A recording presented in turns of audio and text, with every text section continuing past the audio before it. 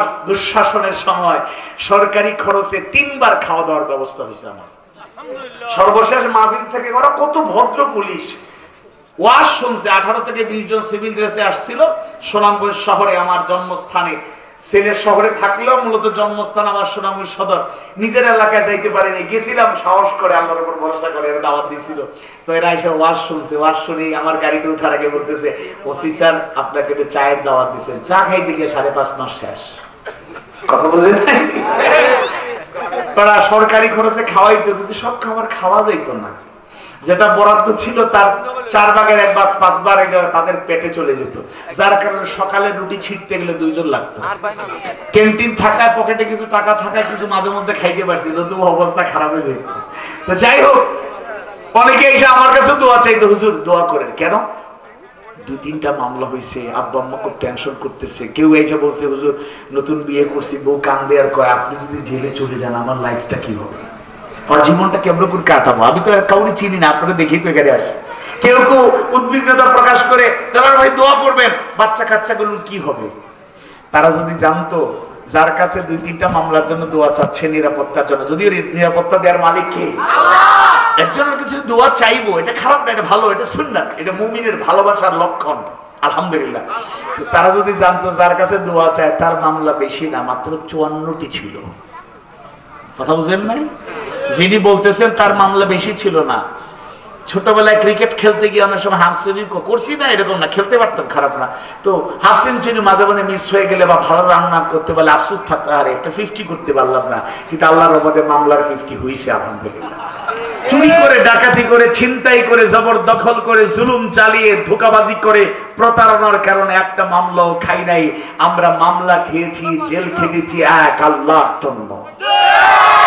আরো কোন চ্যালেঞ্জ যদি সামনে আসে, এই জমিনকে কোরআনের জন্য, হাদিস সুন্নাহর জন্য, ইসলামের জন্য উর্বর করতে গিয়ে কারাগার নয়, হাসি মুখে জীবন দিতে আমরা প্রস্তুত। বাতিলের রক্ত চক্ষু পড়ুয়া করে ঈমান বিক্রি করে দেব না।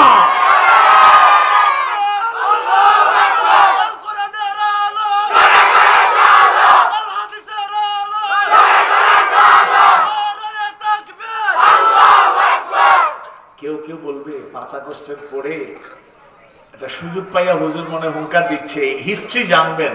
এখন তো বরং আস্তে আস্তে কথা বলে, কারে হুঙ্কার দেব, সাবধান কারে করব, সে তো আগেই সাবধান। কিন্তু মাঝে মাঝে আপনাদের চেতনাকে জাগ্রত করার জন্য কষ্ট করছেন, তার সান্ত্বনা দেওয়ার জন্য একটু বলি। কিন্তু এখন বেশি গরম গরম আলোচনা করতে মজা পাই না। কারণ হলো, যাদেরকে আগে কঠিন প্রতিকূলতার মধ্যেই চকরিয়া, পেকুয়া, অনেক জায়গা দিয়ে মাহফিলে কথা বলেছি, চ্যালেঞ্জ ছিল। আমার মনে আছে আমাদের সিলেটের একজন শিক্ষামন্ত্রী ছিল, একটা নাস্তিক, আমি নাম নেই না। তাদের ক্ষমতাকালে পেকুয়াতে একটা মাহফিলে, বিশাল জনসমুদ্র, সব জীবন পাড়া ইসলামী সমাজ কল্যাণ পরিষদ, ওইখানে বক্তৃতা দেওয়ার পরে একেবারে হাইকমান্ড থেকে মন্ত্রীর বিরুদ্ধে কথা, শিক্ষানীতি নিয়ে এবং ঘুষ নিয়ে উনার একটা আপত্তিকর কিছু বক্তব্য ছিল। আমি প্রতিবাদ করে দিয়েছি আল্লাহর উপর ভরসা করে, তাওয়াক্কাল তো আল্লাহ। একজন অসংখ্য অগণিত মন্ত্রী রানিং থাকা অবস্থায় অবৈধ, তাদের বিরুদ্ধে কথা বলেছি, কোনো সমস্যা নাই। এখানে একেবারে কক্সবাজারের তৎকালীন জাফর সাহেবের আগে যিনি ছিলেন, আমি তার নাম চিনি না, উনি ফোন দিচ্ছেন একেবারে হেডকোয়ার্টারে, পুলিশ সুপারের কাছে, যে কি সিলেট থেকে বক্তা এসে সরকারের বিরুদ্ধে কথা কয়। এরপরে এখানে খবর আসছে আমাদের বদিল আলম হুজুর ডানে, আরেকজন ফারুক হুজুর, দুইজন দুইদিকে আলেম ওনারা ছিলেন।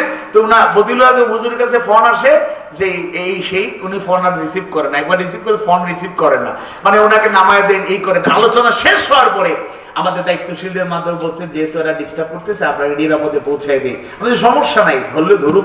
এরপরে ওনারা একটা মোটামুটি দূরত্ব পর্যন্ত নিয়ে এসেছেন। যাই হোক, এই জন্য হকের পক্ষে আমরা ছিলাম, আছি, আজীবন থাকবো। আল্লাহ তৌফিক দিন, বলুন আমিন।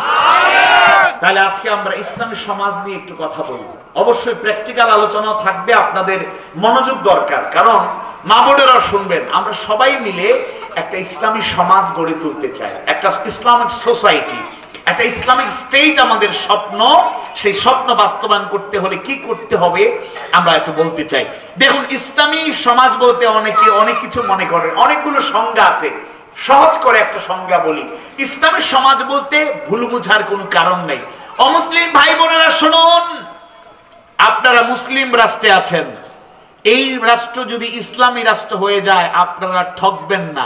100% রাইটস 100% অধিকার নিয়ে আপনারা আরো বেশি নিরাপদে থাকবেন, কোনো সন্দেহ নেই। কারণ ইসলাম এই নিশ্চয়তা দিয়েছে। অনেকে বড় বড় কথা বলতো মদিনা সনদের কথা, কিন্তু বাস্তবে মানত না।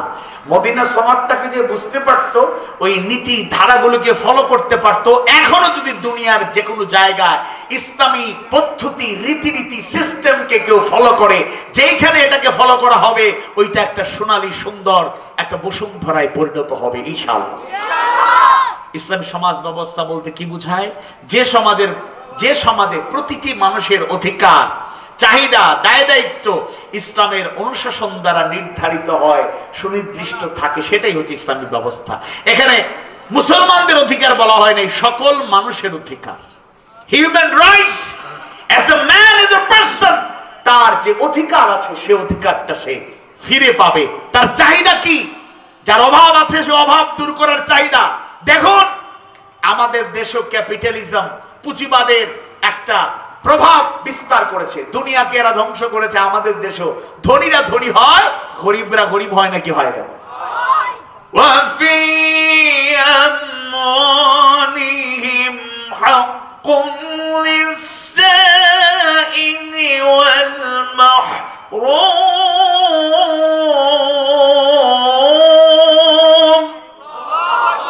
আল্লাহ তাআলা ধনীদের সম্পত্তিতে গরিবদের, মিসকিনদের, অসহায়দের হক রেখেছেন, অধিকার। আপনি শীত আসলে শীত বস্ত্র দেন, বন্যায় দুর্গত হলে ক্ষতিগ্রস্তদের পাশে দাঁড়ান, কারো ঘর ভেঙে গেলে ঘর দিয়ে দেন, জ্বলে পুড়ে গেলে তার লোকসান কিছু পাশে দাঁড়ানোর চেষ্টা করেন, বিভিন্ন ভাবে আপনি সাহায্য সহযোগিতা করেন।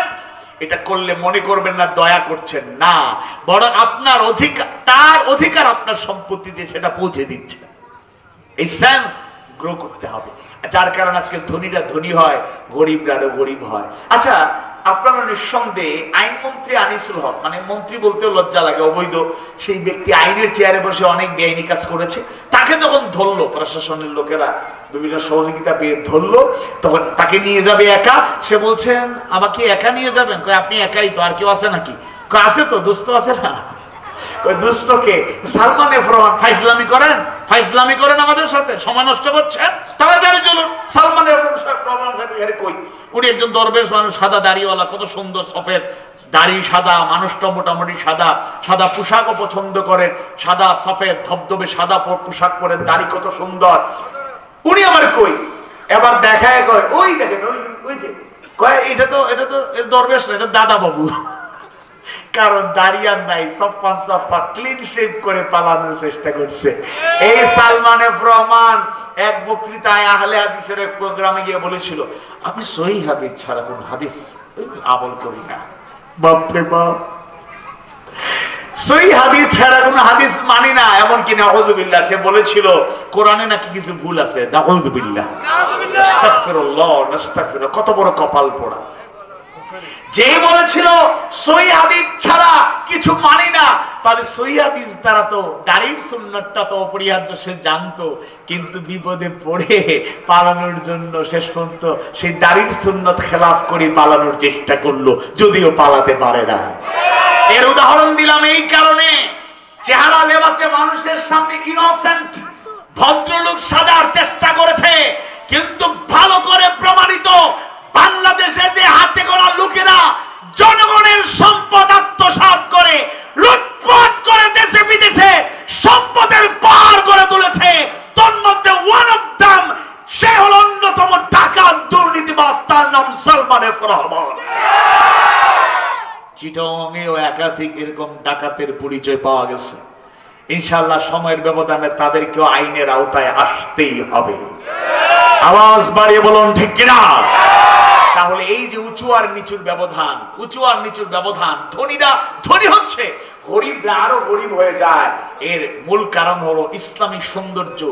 ইকোনমিক্সের ক্ষেত্রে, ফিনান্সিয়াল ব্যাপারে ইসলাম যে রীতিনীতি দিয়েছে, যদি কেউ মানতো, আগে একটা অংশ বলেছি, আর একটা অংশ বলি, ওয়াতুজ যাকাত, যাকাত আদায় করো। যাদের উপর যাকাত ফরজ, তারা যদি যথাযথভাবে যাকাত আদায় করত। কয়েক বছর আগে ইসলামিক ব্যাংকিং পর্যায়ে একটা গবেষণা সেল গঠন করা হলো ইসলামিক ব্যাংকিং নিয়ে বা ইসলামিক ফিনান্সিয়াল সিস্টেম নিয়ে যারা কাজ করেন এবং জেনারেল ইকোনমিক্যাল যে এক্সপার্ট যারা, তারা যৌথ সমন্বয়ে একটা গবেষণা করলেন, রিসার্চ করে তারা রেজাল্ট দিলেন বাংলাদেশে যেই পরিমাণ মানুষের উপর, হারাম টাকা বাদ দেন, হালাল টাকার উপরে যাকাত, যেই পরিমাণ মানুষের উপর যাকাত ফরজ, প্রতি বছর হক আদায় করে একেবারে তালিকা তৈরি করে পরিকল্পিত যদি যাকাত চালু করা হয়, 15 থেকে 20 বছর পরে বাংলাদেশে যাকাত খাওয়ার মতো দরিদ্র লোক খুঁজে পাওয়া যাবে না। সুবহানাল্লাহ। আমরা মানি না তো, ইসলামের অনুশাসনটা মানি না, যার কারণে মানুষ অধিকার থেকে বঞ্চিত, ধনীরা ধনী হচ্ছে, গরিবরা গরিব থেকে যাচ্ছে। ইসলামী সমাজ হলো এমন সমাজ যেই সমাজের প্রতিটা মানুষ, বিশেষ করে মুমিন মুমিনা মুসলমানরা তাদের কথা এবং কাজে নিজেদেরকে এমন ভাবে তৈরি করবে। সূরা আল আনআমের 162 নম্বর আয়াতে কারিমা আল্লাহ তাআলা জানায়া দেন, কুল ইন্না সলাতি ওয়া নুসুকি ওয়া মাহইয়ায়া ওয়া মামাতি লিল্লাহি রাব্বিল আলামিন। কুল বলো, বলুন, ইন্না সলাতি নিশ্চয় আমার সালাত, আমার নামাজ, ওয়া নুসুকি আমার কুরবানি কিংবা যাবতীয় ইবাদত, ওয়া মাহইয়ায়া আমার জীবন, ওয়া মামাতি আমার মওত, আমার ইন্তেকাল, আমার বিদায়, লিল্লাহি রাব্বিল আলামিন, বিশ্ব প্রতিপালক আল্লাহর জন্য। সুবহানাল্লাহ। আমার নামাজটা যখন লোক দেখানো হবে না, আমার নামাজটা যখন আল্লাহর জন্য হয়ে যাবে, আমার জীবনটা আমূল পরিবর্তন হয়ে যাবে। দেখুন, ইসলামী সমাজ গড়ার আগে একটা খেয়াল করতে হবে, সমাজ তো আমাদেরকে নিয়ে, man is a social being, মানুষ সামাজিক, আমাদেরকে নিয়েই তো সমাজ গড়ে ওঠে। ইসলামের সমাজ গড়ার আগে নিজেরা যদি সংশোধিত হয়ে যায়, নিজেরা যদি পরিচ্ছন্ন পরিশুদ্ধ হয়ে যায়, আমলে আখলাকে চলাফেরায় উঠা বসায় সবকিছুতেই যদি ব্যক্তিগতভাবে সুন্দর জীবন যাপন করতে পারি, তাহলে আমাদের মাধ্যমে যে সমাজটা গড়ে উঠবে, ওই সমাজটা মানুষকে প্রকৃত কল্যাণ দিতে পারবে, শান্তি স্বস্তি নিরাপত্তা দিতে পারবে। নামাজের একটা ফজিলত, প্রধান ফজিলত আল্লাহ তাআলা নিজেই জানায়া দেন সূরা আনকাবুতের 45 নম্বর আয়াতে কারিমায়, ইন্নাস সালাতা তানহা আনিল ফাহশাই ওয়াল মুনকার, নিশ্চয় সালাত মানুষকে মন্দ এবং অশ্লীল কাজ থেকে বিরত রাখে। কিন্তু এমন নামাজিও আছে ঘুষ খাওয়ার এবং লেনদেন হবে, নামাজের টাইম হয়ে যাচ্ছে, ঘুষখোর বলে তাড়াতাড়ি লেনদেন করে নামাজে যাবো। কথা বুঝেন নাই বলে?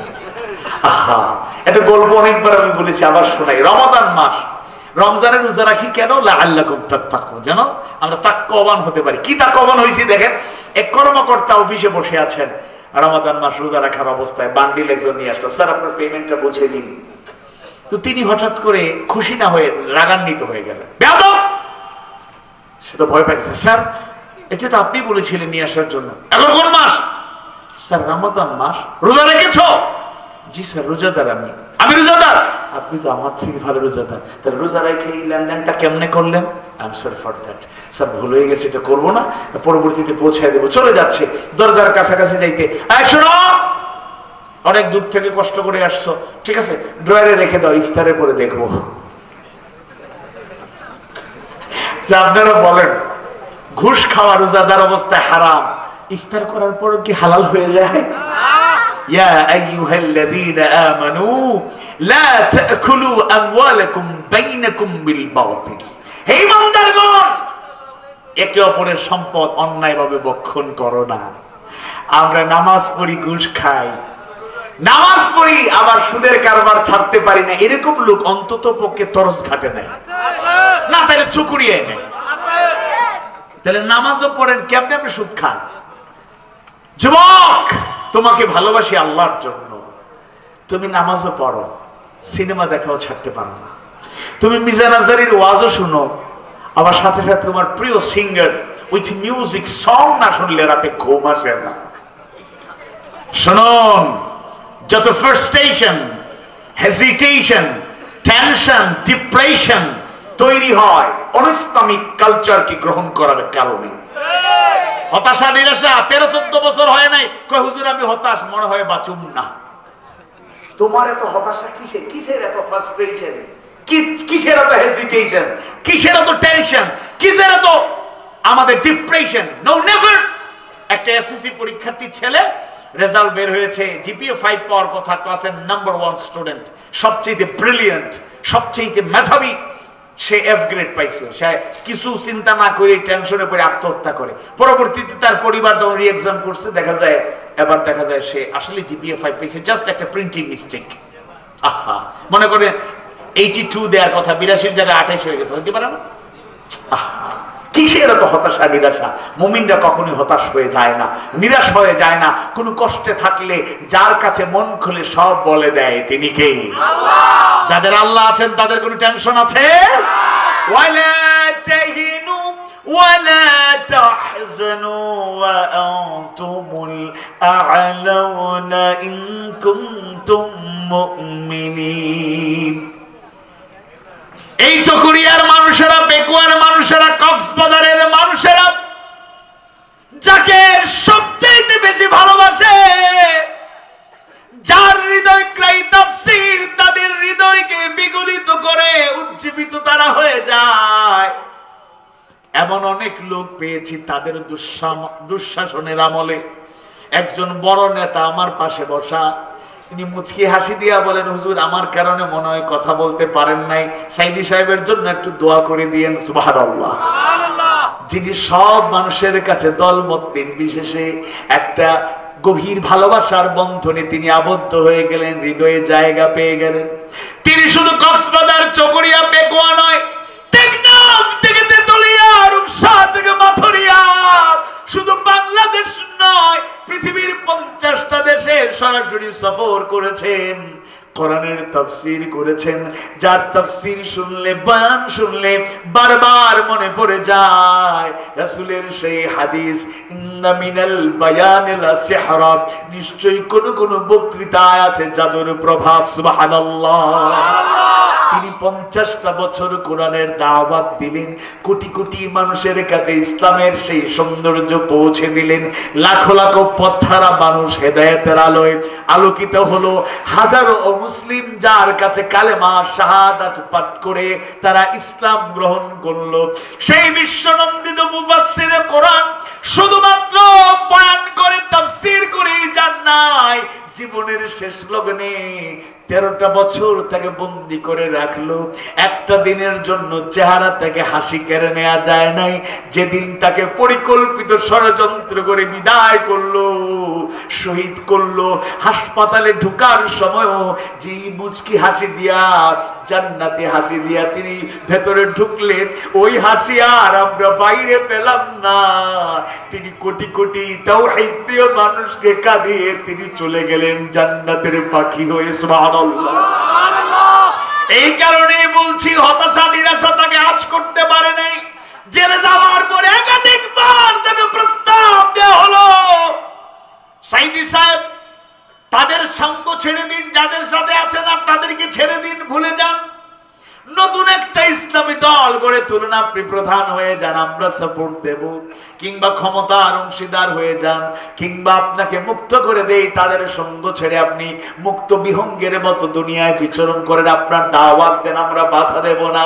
আল্লামা সাঈদী মুচকি হাসেন আর বলেন, কি রায় দিয়েছেন? যাবজ্জীবন কারাদণ্ড, যতদিন বাঁচবো কারাগারে থাকবো, এটা তো কোনো ব্যাপার নয়। রায় পরিবর্তন করে যদি আপনারা ফাঁসির রায় দেন, হাসি মুখে ফাঁসির মঞ্চে জীবন দিয়ে শাহাদাতের পেয়ালা পান করব। এক মুহূর্তের জন্য আল্লাহর গোলামি ছেড়ে দেব না, হক পথ ছেড়ে দেব না, হকের পক্ষেই থাকবো। আল্লাহু আকবার। হতাশা ছিল, নিরাশা ছিল। তিনি অনেক আগে থেকে অসুস্থ, তারা যে অসুস্থতার অভিনয় করে তাকে বিদায় করেছে, ওই অসুস্থতার কথা আমি বলছি না, কিন্তু শারীরিকভাবে ডায়াবেটিস সহ আর অনেক ধরনের রোগবালাই তরুণ বয়স থেকে, কারণ এত জার্নি, চতুর্দিকে বিচরণ, দেশের বাইরে যেই পরিমাণ দিনের জন্য তিনি পরিশ্রম করেছেন, অসুস্থতা হওয়াটা স্বাভাবিক, কিন্তু তিনি এজন্য কখনোই ভারাক্রান্ত হন নাই। 13টা বছর বুড়ো বয়সে যখন তার সময়টা পরিবারের সাথে কাটানোর দরকার ছিল, যখন তার নাতি নাতিনদের সাথে সময় পার করার কথা ছিল, যখন খিদমত পাওয়ার প্রয়োজন ছিল, নীরবে নিভৃতে একটা মানুষ কত কষ্ট করেছে, একটা দিনও কাউকে বুঝতে দেয় নাই।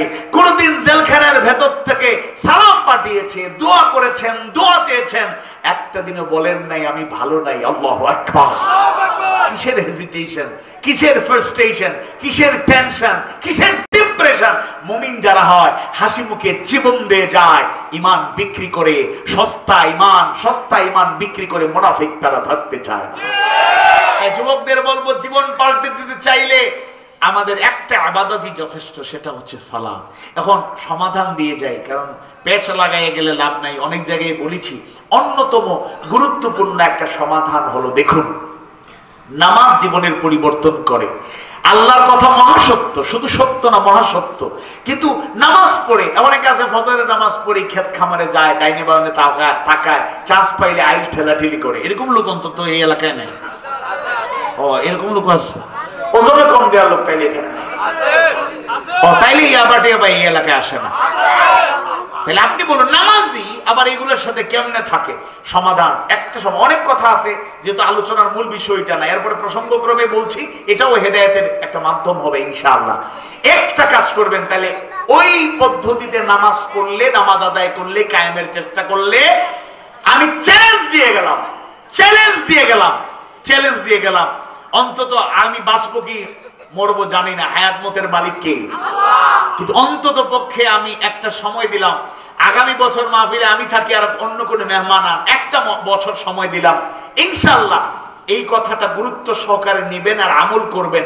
1 বছরে যদি জীবনের পরিবর্তন না হয়, তাহলে আল্লাহ তাআলা আমাদেরকে হেদায়েত দান করুন। আর কিছু বললাম না, আর কিছু বলার নাই। আল্লাহ রহম করুন, আল্লাহ রহম করুন, আল্লাহ রহম। শুনতে হবে মনোযোগ দিয়ে, মা বোনেরাও শুনুন। আপনারাও হুজুরদের খাওয়াইতে মেহমানদারি করতে গিয়ে দেখেন, রান্না বান্না করতে গিয়ে নামাজ নাই, মাগরিবের নামাজ কাজা হয়ে যায়, জোহর হঠাৎ করে ভিআইপি সিআইপি লেভেলের একজন মেহমান আসছে, তাড়াতাড়ি রান্না বসাও। এখন স্ত্রী, মেয়েরা, মা, মহিলারা সবাই রান্না বান্না, ভিআইপি সিআইপি লোক আসছে, কত খাবার লাগবে। রান্না শুরু হয়েছে 12টার পরে, জোহর যায়, আসর যায়, মেহমানদের খাওয়াইয়া সবকিছু পরিষ্কার করতে করতে, পরিচ্ছন্ন হইতে হইতে মাগরিব চলে যাচ্ছে। আল্লাহর কাছে কি জবাব দেব? মেহমানদারি করা সুন্নত, তাই বলি কি ফরজ ছেড়ে দিয়া? কথা বলে ফরজ ছেড়ে দিয়া? মা বোনেরা মনোযোগ দিয়ে শুনুন, গল্প করবেন না। এখানে পুরুষ প্যান্ডেলে এই যে 2-1 জন কথা বলছে, সে নীরব হয়ে গেছে, একা একা তো ভালো, আল্লাহ হেদায়েত করুন, আমিন। তাকে অনেক বড় ইসলামের দায়ী বানায় দিন, বলুন আমিন। এটা একটা দোয়া। কাবারে কি ইমামের ইতিহাস শুনছেন না? তারা জিজ্ঞেস করছে, আপনি কালো মানুষ, কাবার ইমাম হইলেন কেমনে? আমার মায়ের বদুয়া আমাকে কাবার ইমাম বানাইছে।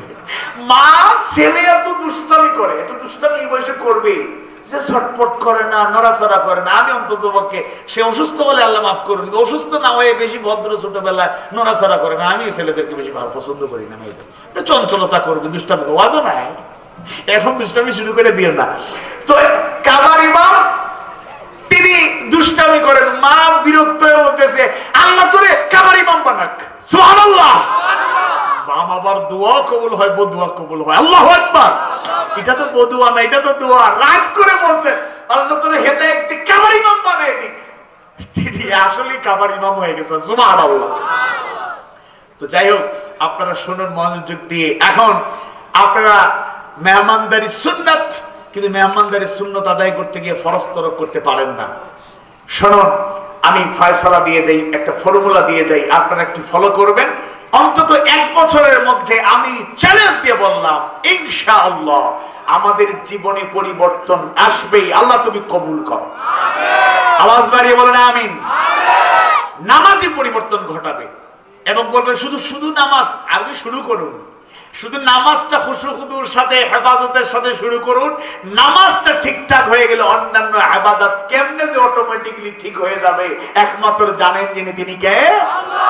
সূরা মুমিনুনের শুরুতে আল্লাহ সুবহানাহু ওয়া তাআলা জানিয়ে দেন, বিসমিল্লাহির রহমানির রহিম قد أفلح المؤمنون আল্লাহ তাআলা জানিয়ে দেন অবশ্যই অবশ্যই মুমিনরা সফল হয়েছে সুবহানাল্লাহ মুমিনরা সফল হয়েছে মুমিন কারা কি তাদের বৈশিষ্ট্য এক নাম্বার বৈশিষ্ট্য আল্লাযীনা হুম ফি সালাতিহিম খাশিউন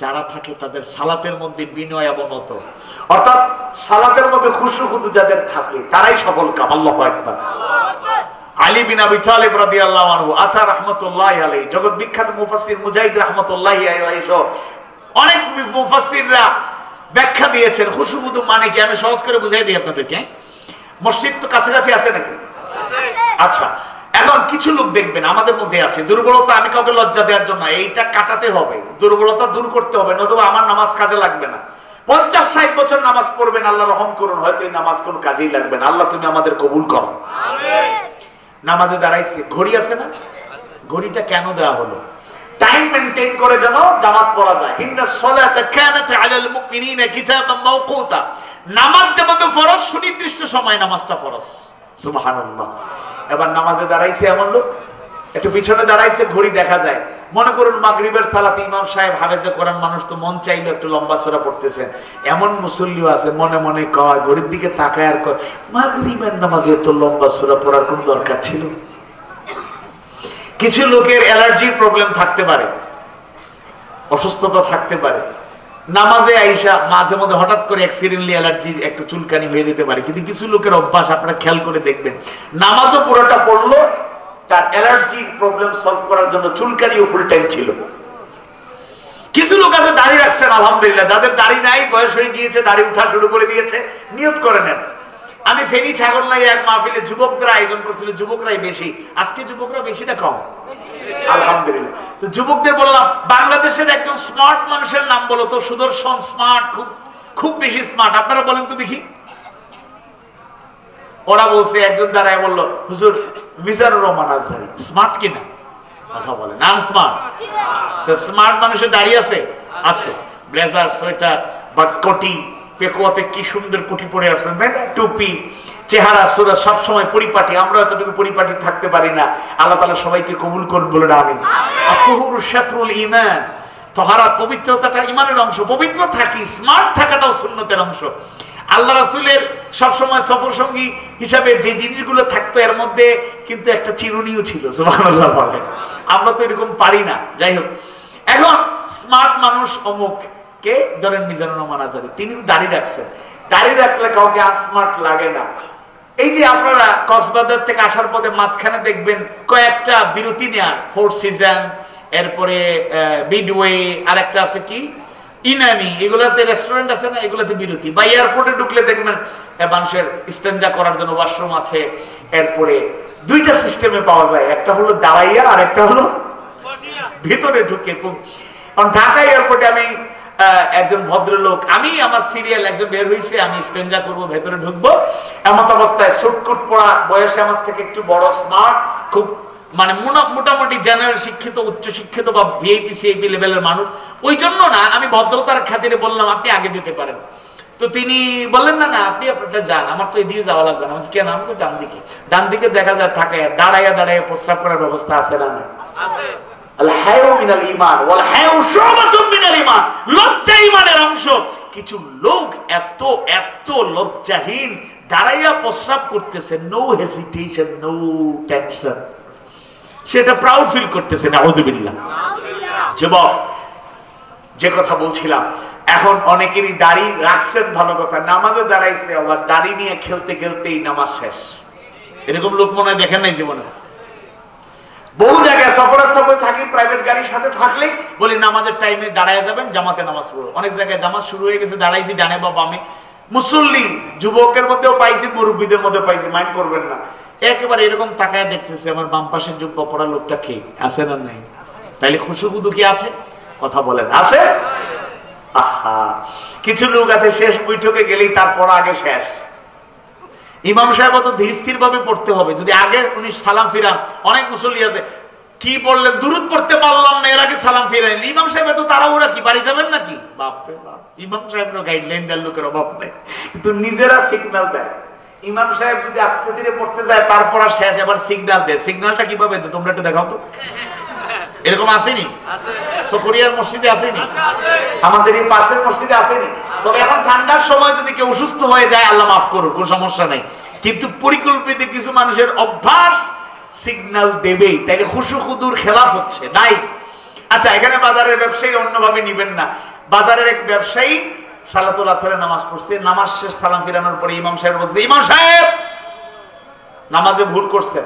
কি ভুল করলাম? কেউ কোন মুসল্লি কথা কয় না, আপনি একাই। না না, আমি একবারে কনফিডেন্স নিয়ে বলতেছি আপনি ভুল করছেন। কি ভুল করছি? আপনি 3 রাকাত পড়াইছেন। 3 রাকাত কিভাবে বুঝলেন? দেখেন আমি এই বাজারের ছোটখাটো ব্যবসায়ী, আমার 4টা দোকান আছে, তো সারাদিন কি ব্যবসা করলাম, প্রথম রাকাতে প্রথম দোকানের হিসাব মিলেইছি আল্লাহর রহমতে, দ্বিতীয় রাকাতে দ্বিতীয় দোকানের হিসাব শেষ, 3 নম্বর রাকাতে 3 নম্বর দোকানের হিসাব মিলেইছি, 4 নম্বর দোকানে যাইতে পারি না, যাবো কেমনে? আপনি তো 3 রাকাত পড়ছেন। এরকম মুসল্লিও আছে না নাই? বলেন আছে না নাই? এইরকম নামাজ দিয়ে 50, 60, 70 বছর সালাত আদায় করা যাবে, কিন্তু এই নামাজ কখনোই আল্লাহর কাছে কবুল হবে কিনা গ্যারান্টি দেওয়া যায় না। খুশু খুদুর সাথে সালাত করতে হবে, একাগ্রতা নিয়ে। হ্যাঁ, আমাদেরও মাঝে মধ্যে মনোযোগ অন্যদিকে চলে যাওয়াটা স্বাভাবিক, যতই ভালো আপনি থাকুন। আল্লাহ রাসূলের সাহাবী রাসূলুল্লাহ মনোযোগ চলে যায়, কি করব? আবার ফিরে আসো, চেষ্টা করো, দেখো অভ্যাস হয়ে যাবে। আল্লাহু আকবার।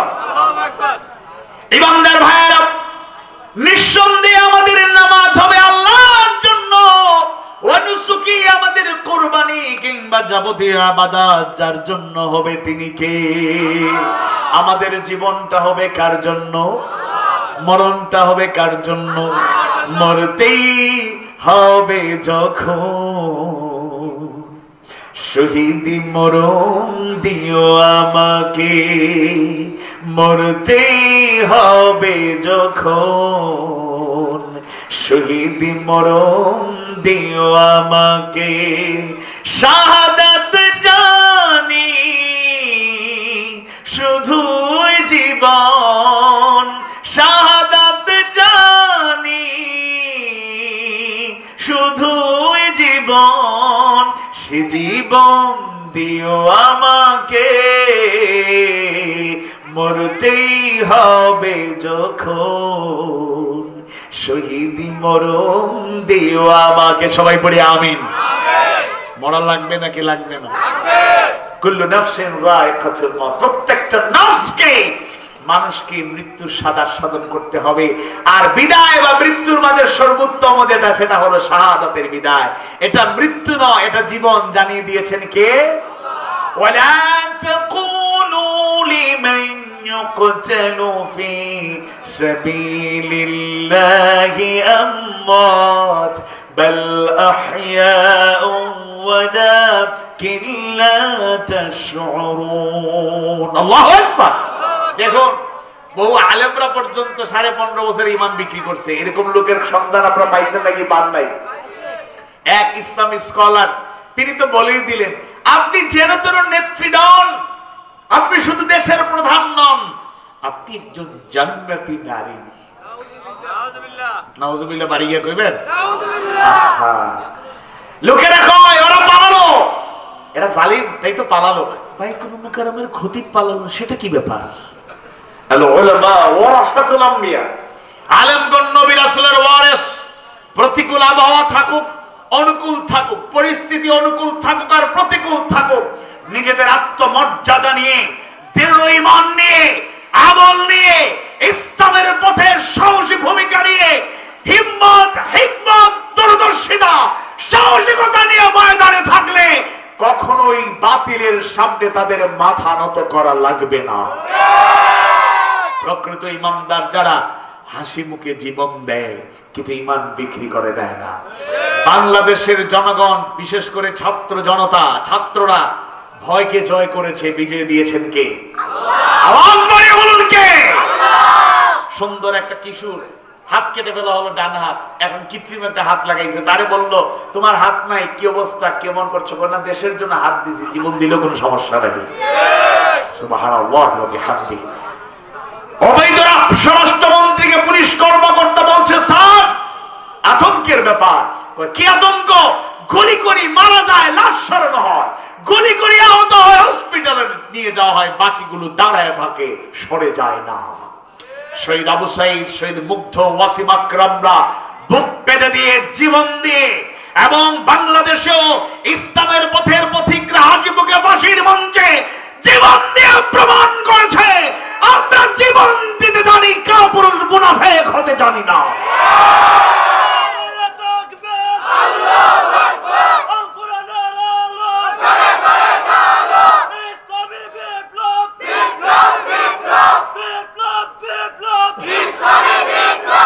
এমন একটি সমাজ আমরা গড়ে তুলতে চাই, যেই সমাজে ভালোবাসা হবে আল্লাহর জন্য, ঘৃণা করা হবে আল্লাহর জন্য, দান করা হবে আল্লাহর জন্য, দান করার থেকে বিরত থাকা হবে আল্লাহর জন্য। বুখারীর বর্ণনায় এসেছে, রাসূলের সেই হাদিস কারো অজানা নয়, রাসূল শিখিয়ে গেলেন, জানিয়ে গেলেন, মান আহাব্বা লিল্লাহি ওয়া আবগাদা লিল্লাহ ওয়া আ'তা লিল্লাহি ওয়া মানআ লিল্লাহ ফাকাদ ইসতাকমালাল ঈমান। যে কাউকে ভালোবাসলো আল্লাহর জন্য, আবার ঘৃণা করলো আল্লাহর জন্য, যে দান করলো আল্লাহর জন্য, দান করা থেকে বিরত থাকলো আল্লাহর জন্য, ফাকাদ ইসতাকমালাল ঈমান, সুতরাং সে যেন তার ঈমানটাকে পরিপূর্ণ করে নিল। সুবহানাল্লাহ। আমরা এমন একটি সমাজ গড়ে তুলতে চাই যেখানে একে অপরের কল্যাণ কামনা করব। রাসূল শিখিয়ে গেলেন, জানিয়ে গেলেন, খায়রুন নাস, মানুষের মধ্যে উত্তম মানুষ হলো সে, মাইয়ানফাউন নাস, যে মানুষের কল্যাণ করে। সুবহানাল্লাহ। এবং আরেকটা হাদিস আপনাদের জানা, দ্বীনের পরিচয় দেয়া হচ্ছে আদ-দীনু আন-নাসিহা। দ্বীন কামনা মানে হচ্ছে দ্বীন মানে হচ্ছে কল্যাণ কামনা করা। সুবহানাল্লাহ বলেন। সালাসান, কথাটা আল্লাহ রাসূল কয়বার বললেন? 3 বার। কয়বার? আপনাদের কষ্ট হচ্ছে? আর বেশি সময় কিন্তু না, অল্প সময়। টায়ার্ড হয়ে যায় না, ক্লান্ত হয়ে যায় না।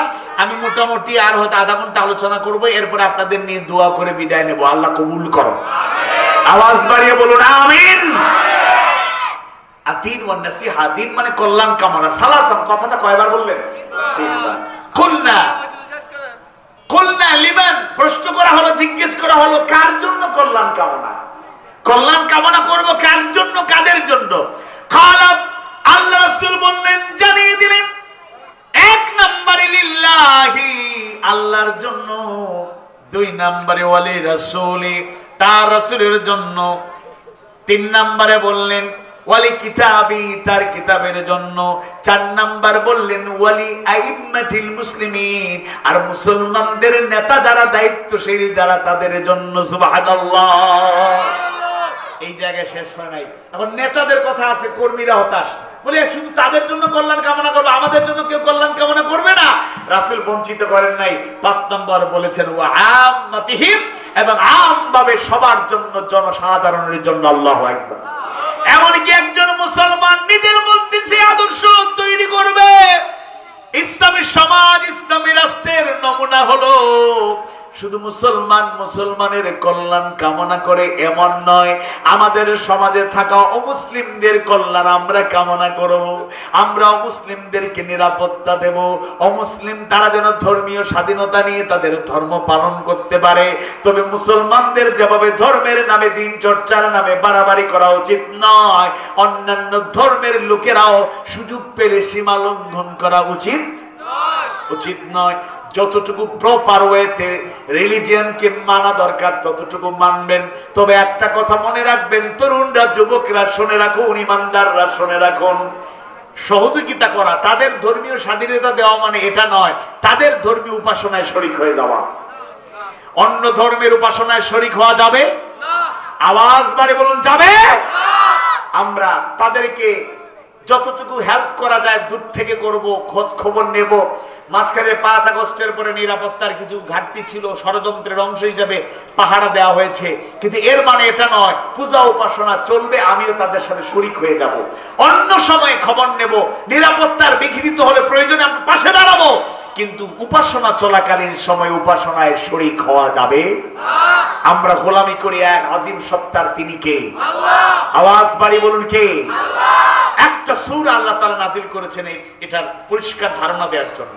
আল্লাহ রাসূলের কাছে এসেও কাফিরদের মধ্যে ওয়েল উইশার, শুভাকাঙ্ক্ষী সেজে বলল, মুহাম্মদ এমন দাওয়াত দিচ্ছ, বিভেদ তৈরি হয়ে যাচ্ছে, আলাদা হয়ে যাচ্ছে সবাই, এক কাজ করো, তোমরা আমাদের উপাসনালয়ে আসো, আমরা তোমাদের ইবাদতখানায় যাই, মিলেমিশে মিউচুয়াল আন্ডারস্ট্যান্ডিং করা যায় না? তাহলে তো ভালো হয়। আল্লাহ তাআলা রাসূল নিজের থেকে রাসূল কিছু বলতেন, অপেক্ষা করলেন, জিবরাইল আসলেন, সূরা কাফিরুন নাযিল করে জবাব জানায় দিলেন তিনি কে? আল্লাহ। আওয়াজ বাড়িয়ে বলুন কে? আল্লাহ। বিসমিল্লাহির রহমানির রহিম।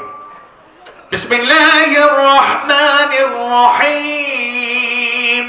قل يا أيها الكافرون لا أعبد ما تعبدون ولا أنتم عابدون ما أعبد ولا أنا عابد ما عبدتم ولا أنتم عابدون ما أعبد لكم دينكم ولي دين قل يا أيها الكافرون বলুন হে কাফেরগণ লা আ'বুদু আমি গোলামি করি না, দাসত্ব করি না, আনুগত্য করি না, মা তা'বুদু তোমরা যাদের দাসত্ব করো, গোলামি করো। আল্লাহু আকবার। একেবারে ক্লিয়ার কনসেপ্ট। তোমরা তোমাদেরটা চালিয়ে যাও, আমার দিন আমার জন্য। শেষে বলা হল লাকুম দীনুকুম ওয়ালিয়া দীন। এটার আবার অপব্যাখ্যা অনেকেই করেন, প্লিজ এটা করবেন না। ধর্ম যার যার, উৎসব সবার, এটা কুফরি স্লোগান, এটা নাস্তিক্যবাদী স্লোগান, শিরকি স্লোগান। স্লোগান যদি দিতে হয় বলবেন ধর্ম যার উৎসবতা, ধর্ম যার উৎসবতা। ধর্ম যার যার, উৎসব সবার বলা যাবে না। ধর্ম যার উৎসবতা, আপনার উৎসব আপনি করুন, আমার উৎসব আমি করব। ঈদুনা আমাদের জন্য দুইটা ঈদ আছে, ঈদুল ফিতর আমরা উদযাপন করি। আচ্ছা, ঈদুল আজহা আমরা গরু জবাই করি, আর আমাদের হিন্দু ভাই বোনেরা অনেকে গরু গাভীর উপাসনা করেন। এখন আপনি হিন্দু ভাই বোনদের দাওয়াত দিয়ে আমরা অমুক সময় ঈদগাহে নামাজ শেষ করে সকাল ৯টায় বাড়ির আঙিনায় গরু জবাই করব, তোমরা আইসো, এটা কি কখনো ভদ্রতা হতে পারে? ইসলামের শিক্ষা এটা হতে পারে? এটা আমরা গরু জবাই করার সময় ইবাদত মনে করে করছি, তারা তো আসে না। আমাদের এত দরদ তাদের, আবারও বলছি, তাদের স্বাধীনতা নিয়ে তারা প্রপারলি ধর্ম পালন করুন, কোনো সমস্যা নাই, প্রয়োজনে সহযোগিতা থাকবে, কিন্তু উপাসনালয়ে শরীক, উপাসনায় শরীক হওয়া যাবে না। আর শেষে যেটা বলো লাকুম দীনুকুম তোমাদের ধর্ম তোমাদের জন্য, ওয়ালিয়া দিন আমার দিন আমার জন্য। ইসলামের সাথে অন্য কোন আদর্শের সংমিশ্রণ ঘটানো যাবে না। আমরা এমন একটি বসুন্ধরা করে তুলতে চাই, মানবতার কল্যাণে নিবেদিত থাকতে চাই। আলে ইমরানের 110 নম্বর আয়াতে কারিমায় আল্লাহ সুবহানাহু ওয়া তাআলা জানায় দেন, কুনতুম খায়রা উম্মাতিন উখরিজাত লিন-নাস, তোমরাই সর্বোত্তম জাতি, তোমাদেরকে উখরিজাত লিন-নাস মানুষের জন্য বের করা হয়েছে, মানুষের জন্য প্রেরণ করা হয়েছে। মুফাসসিররা বর্ণনা করেন মানুষের জন্য তথা মানুষের কল্যাণের জন্য প্রেরণ করা হয়েছে। সুবহানাল্লাহ। আমরা মানুষের কল্যাণ করব, আর কি করব? তা'মুরুনা বিল মা'রুফি ওয়া তানহাউনা আনিল মুনকার, তোমরা সৎ কাজের আদেশ দেবে, অসৎ কাজে নিষেধ করবে। ওয়া তু'মিনুনা বিল্লাহ, আর আল্লাহর প্রতি ঈমান আনবে, যার প্রতি আমাদের দৃঢ় ঈমান থাকবে। আওয়াজ বাড়িয়ে বলুন তো তিনি কে? স্যার তার ব্যাখ্যায় ঈমানের পরিচয় দিয়েছেন, কালেমার ঘোষণা দিলে ঈমানদার, শাহাদা পাঠ করলে ঈমানদার, ওইটাকে তিন ভাবে গ্রহণ করা লাগবে। এক নম্বরে আত-তাসদীকু বিল জানান, অন্তর দিয়ে সুদৃঢ় ঈমান পোষণ করা লাগবে। দুই নম্বরে ওয়াল ইকরার বিল লিসান, মৌখিক স্বীকৃতি প্রকাশ, দাওয়াত, এর মাধ্যমে ঈমানদারের পরিচয় দিতে হবে। আর তিন নাম্বার হলো ওয়াল আমালু বিল আরকান, কাজের মাধ্যমে বাস্তবায়ন করা লাগবে। আমি ঈমানদার, ইচ্ছে করে নামাজ ছেড়ে দেওয়া যাবে না। আমি ঈমানদার, আমি ইচ্ছে করে রোজা ভেঙে ফেলতে পারি না। আমি ঈমানদার, ইমানদার হজ ফরজ হলে গাফলতি করতে পারি না, কমপক্ষে একবার হজ আমি করব। আমি ইমানদার যাকাত ফরজ হলে নিয়মিত যাকাত দেব, গাফলতি করব না। আমি ইমানদার, মুনাফিক আলামত যেন আমার মধ্যে না থাকে। আয়াতুল মুনাফিক সালাসুন, রাসূল শিখিয়ে গেলেন, জানিয়ে গেলেন মুনাফিকের আলামত তিনটি। কয়টি? ইদা হাদাসা কাযাবা, যখন কথা বলে মিথ্যা বলে।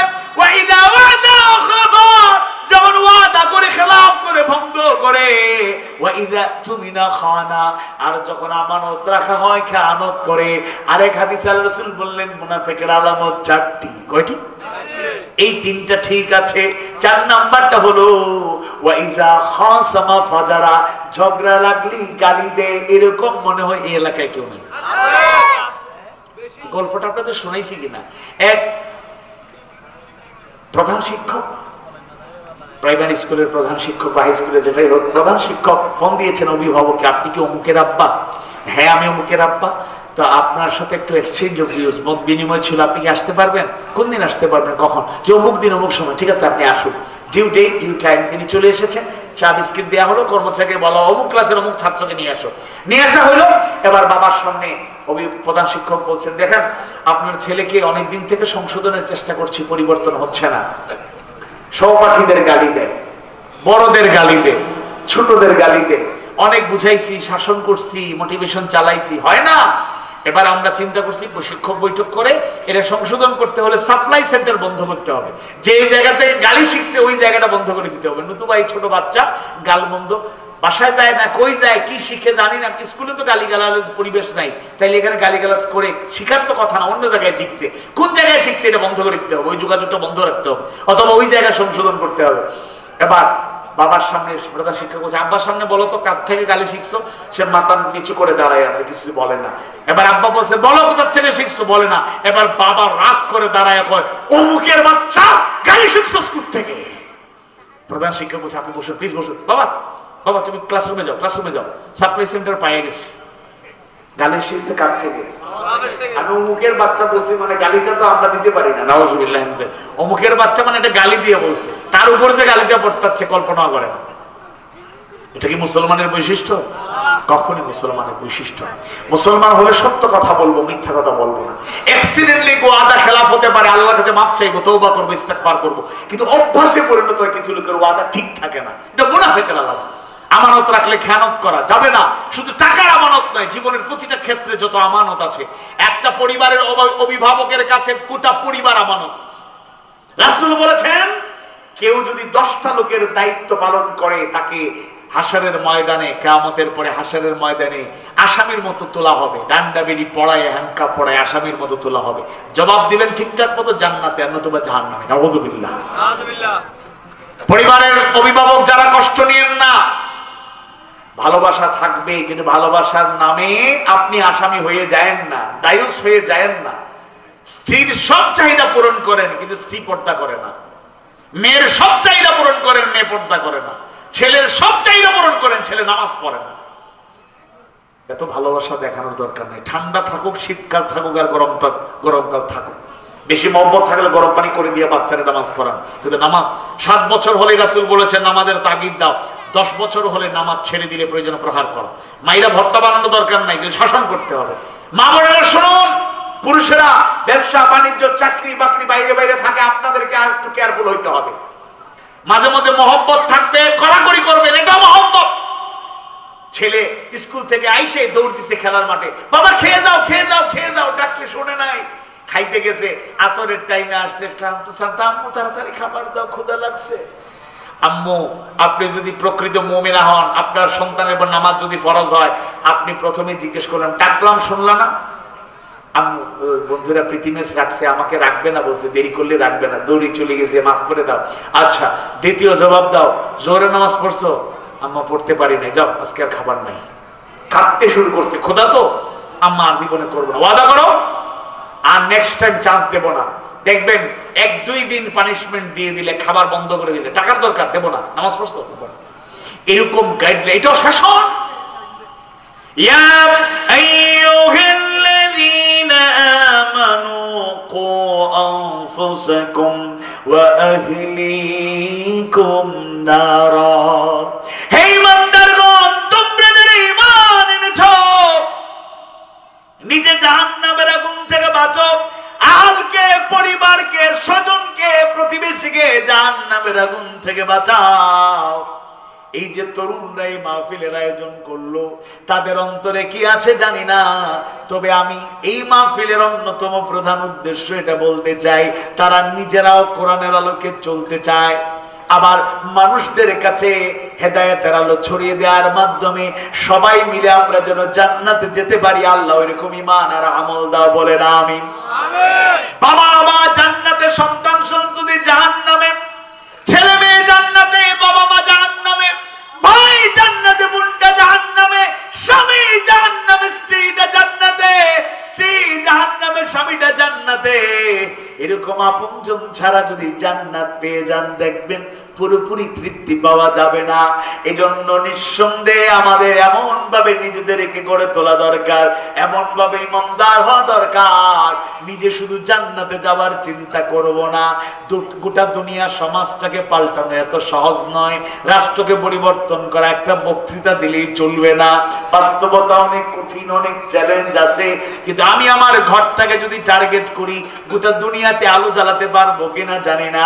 অন্তত আমার ঘরটা হবে একটা দ্বীনি ঘর, আমার ঘরটা হবে একটা জান্নাতি ঘর, আমার এক ঘরটা হবে কোরআনের চর্চাকারী ঘর, আমার ঘরটা হবে হাদিস সুন্নাহর অনুসরণকারী ঘর, আমার ঘরটা হবে ফরজ ইবাদত পালনকারী ঘর, আমার ঘরটা হবে একটা সুন্দর পরিবেশ, সুন্দর বসুন্ধরা। বলেন ইনশাআল্লাহ। পারিবারিক বৈঠক করবেন প্রত্যেক সপ্তাহে, যদি সুযোগ থাকে একটা পারিবারিক বৈঠক করবেন, কমপক্ষে 2 সপ্তাহে একবার। মাসে অন্তত পারিবারিক বৈঠক হয় না এমন ফ্যামিলি যেন না থাকে। বসবেন, দিনই কথাবার্তা বলবেন, পরিবার পরিজন। বাবা আপনি দৌড়ের মধ্যে আছেন, মা রান্না নিয়ে ব্যস্ত, ছেলেরা কি করে, মেয়েরা কি করে, সবাইকে নিয়ে যারা পর্দায় থাকার কথা এরা পর্দায় থাকবে। পর্দা মেনটেনটা আমাদের, আমরা বুঝি কি পর্দা মানে কি, মহিলারা হিজাব পরবে, বোরকা পরবে, সুযোগ থাকলে হাত মোজা পরবে, চশমা লাগাবে, পা মোজা লাগাবে, কিছুই দেখা যাবে না, এটাই পর্দা। ভালো কথা, ছেলেদেরও পর্দার দরকার আছে না? নাই। প্রাপ্তবয়স্ক ছেলেরা হাফ প্যান্ট পরে, এই এলাকায় কেউ নাই, বা এই তরুণ কাফেলার সাথে এরকম কোন কেউ নাই, 3 কোয়ার্টার পরে বাজারে হাঁটে, এরকম নাই কেউ। থাকলে সংশোধন হয়ে যেতে হবে। এমন জিন্সের প্যান্ট পরা যাবে না এত টাইট যে দাঁড়াইয়া ছাড়া উপায় নেই, প্রস্তাব করতে হলে দাঁড়াইয়া, না এটা করবেন না। এই পোশাকটা লিবাসুত তাকওয়ার খেলাফ, এটা করবেন না। আবার কেমন পোশাকও আছে, নামাজি ছেলে, ভালো কথা, সুন্নত পড়তেছে, আপনার পড়া শেষ, হঠাৎ করে চোখ তো যাইতেই পারে, সে রুকুতে গেছে, আপনি তাকাতে পারতেছেন না, চোখ ফিরাইছেন, কারণ পিছনে সব খালি। এরকম প্যান্ট বের হয়েছে, এখন বন্ধ হয়ে গেছে, কথা বলবেন। এরকম আছে না? নাই। আমার কথাগুলো প্র্যাকটিক্যাল না, একেবারে অবাস্তব। এটা পর্দার খেলাফ। ছেলেদেরও পর্দা আছে, মেয়েদেরও পর্দা আছে, ছেলে ছেলে পর্দা আছে, মেয়ে মেয়ে পর্দা আছে। এখানে ইসলামের সায়েন্স খুঁজতে হবে, বুঝতে হবে। আল্লাহ রাসূল বলেছেন, এক কম্বল, এক কাঁথা, এক আবরণের নিচে 2 জন না ঘুমানোর জন্য মিনিমাম একটা, যদি ঘাটতি থাকে মিনিমাম একটা পার্টিশন, মিনিমাম একটা। ছোটবেলায় বুঝতাম না কুলবালিশ কেন বানায়, এগুলা পর্দা শিক্ষার একটা ওয়ে, একটা মাধ্যম। যাই হোক, পুরুষরা শুনুন, 14 শ্রেণীর নারী যাদের সাথে বিয়ে করা হারাম, বিবাহ বন্ধনে আবদ্ধ হারাম, তাদের সাথে স্বাভাবিক কথাবার্তা, উঠা বসা, চলাফেরা জায়েজ। এর বাহিরে যারা আছেন, এতে আপন চাচাতো বোন, আপন মামাতো বোন, আপন ফুফাতো বোন, তালতো বলতে যাওয়াই যাবে না, পর্দা করতে হবে। মা বোনেরা শুনুন, পর্দা শুধু বাইরে বের হওয়ার সময় হিজাব, এগুলো আবার ছেড়ে দিয়েন না। আবার বুরকার নামে অনেক ফ্যাশনেবল বুরকা, এত টাইট বুরকা বের হয়েছে, লজ্জা লাগে, বলতেছি না, পর্দার খেলাফ হয়, এগুলো কইরেন না। অতি সাজসজ্জায় বের হইেন না, আকর্ষণ কমে না বাড়ে? কথা বলে, বাড়ে না কমে? তাহলে আপনার বুরকা যদি আকর্ষণ বাড়ায়, বুঝতে হবে আপনার পর্দার খেলাফ হচ্ছে, আল্লাহর ওয়াস্তে আপনি এর থেকে দূরে থাকুন। আরেকটা কথা বলি, মূল পর্দাটা হলো, মা বোনদেরকে বলতে চাই, আপনারা পর্দা ঘরে বাহিরে সব জায়গায়, পুরুষদের বললাম আপনারা পালন করবে। 14 শ্রেণীর পুরুষ যাদের সাথে বিবাহ বন্ধনে আবদ্ধ হারাম, তাদের ছাড়া বাকিদের সাথে পর্দা করতেই হবে। এক্ষেত্রে মুরব্বীদের সহযোগিতা লাগবে। আপনার আপন ভাতিজা কলেজে যাচ্ছে, এখন চাচি আপনি বের হয়ে গেছেন আরো আগে, মেয়েকে কলেজে বা স্কুলে পৌঁছে দেওয়ার কথা, বালেগা প্রাপ্তবয়স্কা মেয়ে বড় হয়ে গেছে, পর্দা করা ফরজ তার জন্য। এবার চাচি বলতেছেন, বাবা কলেজে যাচ্ছ? হ্যাঁ। চাচি কলেজে যাচ্ছি, তোমার বোনটারে নিয়ে যাও না, তোমার চাচা চলে গেল সকালবেলা, তারে নিয়ে গেল না, আমিও ব্যস্ত, পারবো না, তুমি একটু কষ্ট করে নিয়ে যাও। কিভাবে যাচ্ছ বাবা? চাচি মোটরসাইকেল নিয়ে আছে, তোমার বোনটারে নিয়ে যাও। এরকম নিয়ে যাচ্ছি না আমরা? যাচ্ছি, এখানে যাচ্ছি হলো। আমরা পর্দার খেলাফ মনে করি না, I am sorry for that. অন্যভাবে নিয়েন না যে হুজুর তো সংকীর্ণ মনা। আমি আসলে আপনাদেরকে, আমি নিজেকেও জাহান্নামের আগুন থেকে বাঁচাতে চাই আর আপনাকেও বাঁচাতে চাই। আপনি চাচাতো ভাই বোন, মামাতো ভাই বোন, ফুফাতো ভাই বোন, ভালোবাসা কমবে কেন, আন্তরিকতা কমবে কেন? তো ছোট্টবেলায় একসাথে খেলেছি, চলেছি, ঘুরেছি, ফিরেছি, এটা শেষ। এখন আমাকে পর্দা মেনটেন করতে হবে। হ্যাঁ, জোর যদি থাকে, রিজিক যদি উপরে থাকে, এখানে ফয়সালা হয়। কেউ যদি স্বামী স্ত্রী হয়ে যায়, চাচাতো ভাই বোন, মামাতো ভাই বোন, ফুফাতো ভাই বোন, তখন আর আবার পর্দা করেন না। জামাইবো স্বামী স্ত্রী এখন বলতে চাই তুমি আমার সাথে পর্দা মেনটেন করেছিল, হুজুর কইছে চাচাতো বোনের সাথে পর্দা করতে হয়। বিয়ে করার পর স্ত্রীর সাথে কি পর্দা করা লাগে নাকি? একমাত্র সবচেয়ে স্বাধীন ভাবে ভাই বোনের সাথে ভাই বোনের পর্দা আছে। শুনুন, ভাইয়ের সামনে বোনের পর্দা, আপন ভাইয়ের সামনে আপনার অবশ্যই বুরকা পরে বের হওয়ার দরকার নেই, কিন্তু ওড়না নাই, আপনি যেন তেন ভাবে একবারে টি শার্ট পইরা, অনেক মেয়েরা বাসা বাড়িতে তো গেঞ্জি পরে আছে না, এরকম তা আপনি এরকম আপন ভাইয়ের সামনে বের হন, আপনার লজ্জা নাই? আল হায়াউ শুরবাতুম মিনাল ঈমান, আল হায়াউ মিনাল ঈমান, লজ্জা হলো ঈমান। আবার ছেলেরা কিভাবে বোনদের সামনে যেন তেন ভাবে বের হয়, আপন ভাই আপন ভাইয়ের সামনে সতর থেকেই বের হবে। হাফ প্যান্ট পরে এক দুজন যুবক একজন আরেকজনকে এটা সতর ঢাকা অবস্থায় চলাফেরা করতেছে, লজ্জা থাকা দরকার। এটা জেনার অন্তর্ভুক্ত হয়ে যাবে, চোখের জেনা হয়ে যাবে, পর্দার খেলাফ হয়ে যাবে। আল্লাহ তাআলা বোঝার তৌফিক দিন। আওয়াজ বাড়িয়ে বলুন আমিন। আমি আর কথা বাড়াবো না, টু দা পয়েন্ট কয়েকটা পয়েন্ট বলি সর্বশেষ। আপনাদের কষ্ট হচ্ছে বুঝতে পারছি। ইসলামের সমাজের বৈশিষ্ট্য এক নাম্বার হলো, ইসলামের সমাজ কোরআন সুন্নাহ হবে আদর্শের মাপকাঠি। সুবহানাল্লাহ। মুসলিম ভাই বোনেরা শুনুন, কোরআন সুন্নাহ যে আদর্শ দিয়েছে জানবেন, অমুসলিমদেরকে ঠকায় নাই। সুবহানাল্লাহ। সূরা নিসার 59 নম্বর আয়াতে কারিমায় আল্লাহ সুবহানাহু ওয়া তাআলা জানিয়ে দেন, আতিউল্লাহ ওয়া আতিউর রাসূল, তোমরা আল্লাহর আনুগত্য করো আর আল্লাহর রাসূলের আনুগত্য করো। কিভাবে আমরা একটা সমাজ গড়ে তুলবো তার জন্য একটা প্র্যাকটিক্যাল নমুনা উসওয়ায়ে হাসানা আল্লাহ তাআলা দিয়েছেন। সূরা আল আহজাবের 21 নম্বর আয়াতে কারিমায় আল্লাহ সুবহানাহু ওয়া তাআলা জানায় দেন, লাকাদ কানা লাকুম ফি রাসূলিল্লাহি উসওয়াতুন হাসানা, তোমাদের জন্য একমাত্র আল্লাহ রাসূলের জীবনেই রয়েছে সর্বোত্তম আদর্শ। সুবহানাল্লাহ। আল্লাহর রাসূল এমন এক জামানায় দুনিয়ায় আসলেন যেই যুগকে বলা হয় আইয়ামে জাহিলিয়া, দাইজ বিজ্ঞানের সভ্যতার যুগ, বর্বরতার যুগ। মানুষের চরিত্র বলতে, আদর্শ বলতে কিছু ছিল না, নৈতিকতা বলতে কিছু ছিল না। আউস খাজরাজ গোত্রগুলো কারণে অকারণে, বড় কারণে ছোট কারণে বছরের পর বছর যুদ্ধ বিগ্রহ করত, মারামারি করত, যেন তাদের স্লোগান ছিল মাইট ইজ রাইট, জোর যার মূল্য তার। মা বোনেরা যারা শুনছেন, অনেক নারীবাদীরা বড় বড় কথা কয়, ইসলাম নাকি নারীকে ঠকিয়েছে, নাউযু বিল্লাহি মিন যালিক। ইসলাম জানে না, কোরআন হাদিস সুন্নাহ জানে না, তাই অজ্ঞের মতো কথা বলে, মূর্খের মতো কথা বলে। ইসলাম ঠকায় নাই। জাইলি জামানায় নারীদের অবস্থান ছিল অত্যন্ত নিম্ন স্তরে অবস্থান, মেয়েদের কোনো মান মর্যাদা ছিল না, জীবনের মূল্য ছিল না। তাফসিরে কুরতুবী, তাফসিরে ইবনে কাসিরের বর্ণনায় পাওয়া যায়, আরবের কিছু কিছু গোত্রের বৈশিষ্ট্য ছিল, ওই গোত্রে কন্যা সন্তান জন্ম নিলে তারা লজ্জার ব্যাপার মনে করত, তাই লজ্জা থেকে বাঁচার জন্য নিজেদের মেয়েদেরকে পাষণ্ড বড় বড় বাবাগুলো জীবন্ত কবর দিত। নাউযুবিল্লাহ। এটা আমার বানানো কথা নয়। সূরা তাকবীরের 8 এবং 9 নম্বর আয়াত কারিমায় আল্লাহ সুবহানাহু ওয়া তাআলা জানায় দেন, ওয়া ইযাল মাউউদাতু সুইলাত বিআইয়ি যামবিন কুতিলাত, ওই জীবন্ত কবরস্থ কন্যাগুলোকে জিজ্ঞেস করা হবে কি কারণে তোমাদেরকে নির্মমভাবে হত্যা করা হলো, জীবন্ত কবর দেয়া হলো। আমাদের বিবেকে একটা প্রশ্ন জাগতে পারে, চিন্তায় একটা প্রশ্ন আসতে পারে, আল্লাহ তাআলা যারা খুন করলো, মার্ডার করলো, কবর দিল, তাদেরকে প্রশ্ন না করে ওই মুসলিম কন্যাকে কেন প্রশ্ন করবেন? তাফসীরে কুরতুবী ইবনে কাসিরের বর্ণনায় পাওয়া যায়,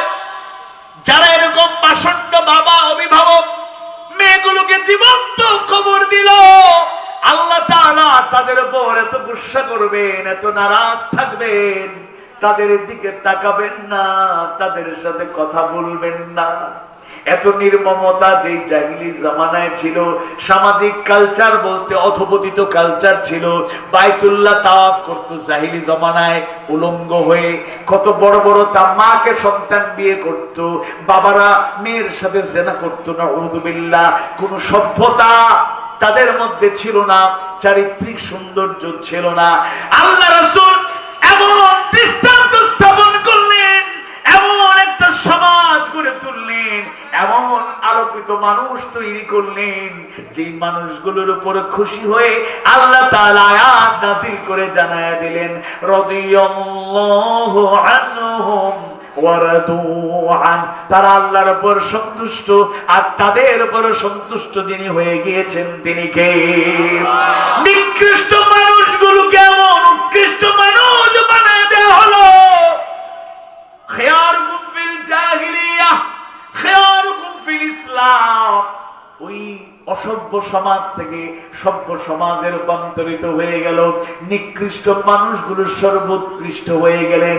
এমন সর্বোৎকৃষ্ট হয়ে গেলেন কিয়ামত পর্যন্ত যত বড় ওলি আল্লাহ হন না কেন, পীর মাশায়েখ আলেম উলামা যত বড় আল্লাহর ওলি হন না কেন, কেউ কষ্ট নেবেন না।